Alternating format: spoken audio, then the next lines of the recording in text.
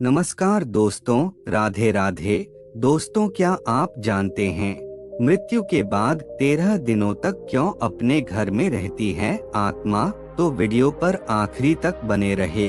दोस्तों, सच्ची श्रद्धा से कमेंट में जय श्री कृष्णा अवश्य लिखें। जिस तरह जीवन एक सत्य है, ठीक उसी प्रकार प्रत्येक व्यक्ति को ये भी भली भांति पता है मृत्यु भी एक ऐसा सत्य है जिसे कोई जितना मर्जी झुठला दे, परंतु इसे बदला नहीं जा सकता। कहने का अर्थ है कि जिसने इस पृथ्वी पर जन्म लिया है उसे एक न एक दिन अपने प्राणों की आहुति देनी पड़ती है। इस बारे में हम में से बहुत से लोगों ने कई बार अपने बड़े बुजुर्गों से कहते सुना होगा कि मृत्यु के बाद मनुष्य शरीर की आत्मा 13 दिनों तक अपने घर में रहती है। मगर ऐसा क्यों, इस बारे में क्या किसी ने सोचा है?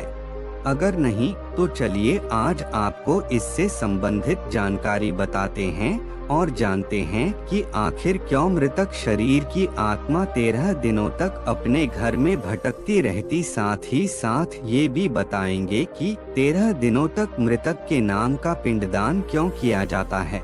बता दें कि गरुड़ पुराण में इस बारे में विस्तार से बताया गया है।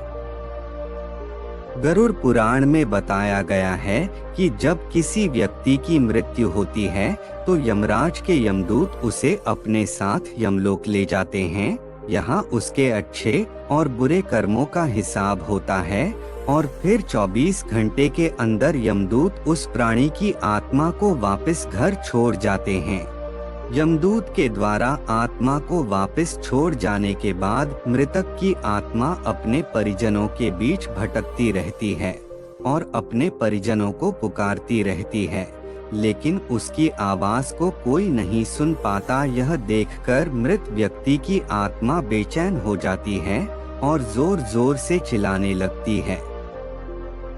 इसके बाद आत्मा अपने शरीर के अंदर प्रवेश करने की कोशिश करती है, लेकिन यमदूत के पास बंदिश होने के कारण वह मृत शरीर में प्रवेश नहीं कर पाती। इसके अलावा गरुड़ पुराण की माने तो जब यमदूत आत्मा को उसके परिजनों के पास छोड़ जाती है तो उस समय उस आत्मा में इतना बल नहीं होता कि वो यमलोक की यात्रा तय कर पाए। गरुड़ पुराण के अनुसार किसी भी मनुष्य के मृत्यु के बाद जो 10 दिनों तक किया जाता है उससे मृतक आत्मा के विभिन्न अंगों की रचना होती है, और जो 11वें और 12वें दिन पिंडदान किया जाता है उससे मृतक आत्मा रूपी शरीर का मांस और त्वचा का निर्माण होता है। और जब 13वें दिन 13वीं की जाती है तो उस दिन मृतक के नाम का पिंडदान किया जाता है। उसी से ही वो यमलोक तक की यात्रा तय करते हैं। अर्थात मृत्यु के बाद मृतक के नाम का जो पिंडदान किया जाता है उसी से ही आत्मा को मृत लोक से यमलोक तक यात्रा करने का बल मिलता है।